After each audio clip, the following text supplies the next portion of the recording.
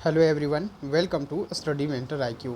राजेंद्र आयुर्विज्ञान संस्थान में चतुर्थ वर्गीय संवर्ग नियुक्ति नियमावली हेतु एक विज्ञापन निकाली गई है और इस विज्ञापन में वैकेंसी निकल के आ रही है जिसकी योग्यता 10वीं रखी गई है। क्या कुछ है, सब अलग अलग पोस्ट हैं जिसमें हेड जमादार, प्यून कम पेकर और आपका सफाई कर्मी, इम्बलर, मर्चुरी सेवक, स्ट्रेचर वाहक, चौकीदार, रात्रि प्रहरी, प्रयोगशाला अनुचर, किचन सेवक, कक्ष सेवक, सेविका स्वीपर और दफ्तरी और प्यून, दरवान, माली, लेब बॉय, प्रयोगशाला सेवक और टोटल मिलाकर के 230 सीटें निकल के आ रही है, जिसमें से महिला वर्ग के लिए 5% आरक्षण है और निःशक्त जन के लिए 4% आरक्षण किया गया है, जबकि खेल कूद कोटा के लिए 2% आरक्षण है और आदिम जनजातियों के लिए 2% सीटें रिजर्व किया गया है।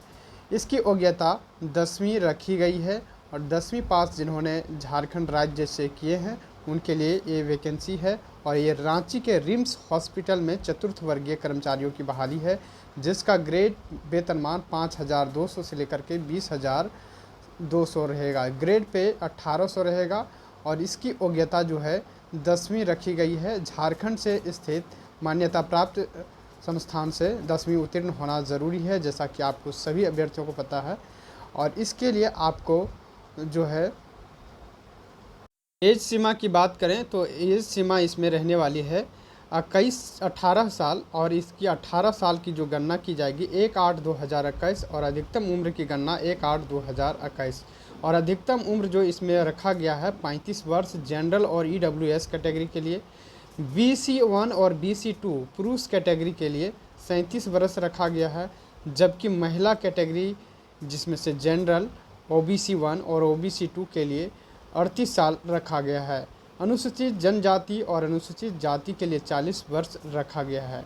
आप सभी अभ्यर्थी जो इसके योग्य हैं बिल्कुल आप लोग आवेदन कर पाएंगे। आवेदन की प्रक्रिया जो है 20 मई से स्टार्ट हो गई है और आवेदन जो है 20 मई से स्टार्ट है और इसकी अंतिम तिथि जो है आवेदन करने के लिए 19/6/2022 है। आप 5 बजे तक इसमें आवेदन कर पाएंगे। पदों का विकल्प अभ्यर्थियों को उनके शैक्षणिक आधार पर उपलब्ध पदों के अनुसार एक से अधिक आवेदन कर सकते हैं, बशर्ते प्रत्येक पद के लिए अलग अलग आवेदन, आवेदक शुल्क और अनुभव प्रमाण पत्र तथा अन्य समर्पित करना होगा। अलग अलग पदों के लिए अलग अलग आप पेमेंट कर पाएंगे और अलग अलग पेमेंट करना ही होगा अलग अलग सीटों के लिए, जिसमें से 20 तरह के वैकेंसी निकाली गई है। इसके बाद हम बात करेंगे इसकी जो परीक्षा का स्वरूप जो होगा OMR आधारित होगी, यानी ऑफलाइन मोड में आपकी परीक्षा होगी और इसके अलावे इसमें एक चरण का मुख्य परीक्षा ली जाएगी जिसका सिलेबस भी दे दिया गया है। एक प्रश्न के लिए 1 अंक होगा, प्रत्येक सही उत्तर के लिए 1 अंक निर्धारित किए गए हैं। 2 घंटे का समय दिया जाएगा। कुल 100 प्रश्नों की जो है परीक्षा होगी, जिसमें से झारखंड सामान्य ज्ञान से 20 प्रश्न रहेंगे। वहीं जेक द्वारा आधारित पाठ्यक्रम के अनुसार सामान्य सामाजिक विज्ञान से 20 प्रश्न, विज्ञान से जो है आपका 20 प्रश्न, गणित से 20 प्रश्न, हिंदी से 10 प्रश्न और अंग्रेजी से जो है 10 प्रश्न रहने वाले हैं। तो ये सिलेबस का स्वरूप है। आप लोग बिल्कुल भी इसी प्रकार से तैयारी कर लेंगे सिलेबस के अनुसार से। बाद मेधा सूची तैयार का निर्माण इस प्रकार होगा। रिम्स द्वारा आयोजित मुख्य परीक्षा के उपरांत सफल अभ्यर्थियों को के कोटिवार रिक्त पदों की संख्या के अनुसार अभ्यर्थियों का चयन किया जाएगा। मेधा सूची में एक से अधिक उम्मीदवारों के प्राप्तांक समान रहने पर मेधा का निर्धारण उम्मीदवारों की जन्म तिथि के आधार पर किया जाएगा, जैसा कि हर वैकेंसियों में किया जाता है। तो मेधा सूची आपके इसी नंबर के आधार पर किया जाना है। परीक्षा में जो है आपको कम से कम जो जनरल कैटेगरी के अभ्यर्थी हैं तो 40% मार्क्स लाना है, जबकि SC/ST के महिला कैटेगरी के लिए जो है 32%, BC1 और BC2 के लिए जो है 34%, BC1 और BC2 के लिए 36.5% और आदिम जनजातियों के लिए 30% अंक लाना है। EWS कैटेगरी के लिए 40% अंक लाना ज़रूरी है। यदि आप इसका PDF पाना चाहते हैं तो हमारे टेलीग्राम के लिंक में डाल दिया गया है, जहां से आप ऑनलाइन मोड में इसको PDF डाउनलोड कर पाएंगे टेलीग्राम से। और प्रवेश पत्र आवेदकों को संबंधित डाक के द्वारा भेजी जाएगी। बिना प्रवेश पत्र के परीक्षा में बैठने की अनुमति नहीं दी जाएगी। यानी आपकी जो है एडमिट कार्ड डाक के द्वारा दिया जाएगा। परीक्षा केंद्र में मोबाइल फ़ोन, ब्लूटूथ ये सब लेकर के नहीं जाना है। और अभ्यर्थियों को सलाह दी जाती है कि परीक्षा में उपयोग होने वाले वस्तुओं को ही ले जाएं। परीक्षा केंद्र परिसर में शांति एवं अनुशासन बनाए रखने का अभ्यर्थियों का दायित्व बनता है। इसके अलावा आपको झारखंड से संबंधित स्थानीय प्रमाण पत्र, जातीय प्रमाण पत्र लगेंगे। जैसा कि पिछले फॉर्म में जो लग रहे हैं उसी के अनुसार से आपको देना भी है। इसके अलावा निःशक्त जनों के लिए देना पड़ेगा। अब देखिए आवेदन किस प्रकार से भरेंगे।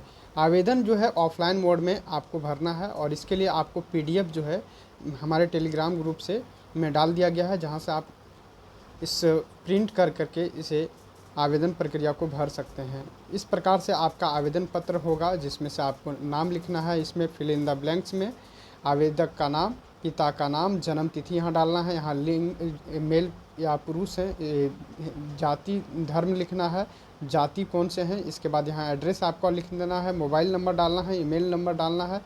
इसके बाद 10वीं की जो उत्तीर्ण प्रमाण पत्र हैं वो डालना है। इसके अलावे आपको कार्यानुभव भी इसमें 2 वर्षों का मांगा गया है, इसमें ये डालना है। इसके अलावे आपका बैंक परीक्षा शुल्क इसमें डालना है और जिस बैंक से आप परीक्षा शुल्क जमा किए हैं वो भी यहाँ डालना है। इसके बाद यहाँ पर अपना नाम और इसके बाद पिता का नाम इसमें डाल देना है।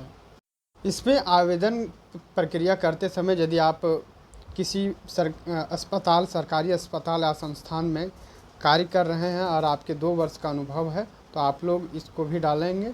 अनुभव प्रमाण पत्र उसी पद के लिए होना चाहिए जिसके लिए आवेदक आवेदित किया है। अनुभव प्रमाण पत्र तभी मान्य होगा जब संबंधित अस्पताल के लेटर हेड में चिकित्सा अधीक्षक द्वारा निर्गत किया गया हो, जिस पर पत्रांक एवं निर्गत तिथि अंकित है। यानी कि आपको इसमें अनुभव भी मांगा गया है और अनुभव जिनके पास है उनको वरीयता दी जाएगी। यदि आप चैनल पर पहली बार जुड़े हैं तो चैनल को ज़रूर सब्सक्राइब कर लें। Thank you for watching. और अधिक जानकारी के लिए हमारे टेलीग्राम में इस लिंक को डाल दिया गया है, PDF को आप वहां से आप डाउनलोड कर पाएंगे। Thank you for watching.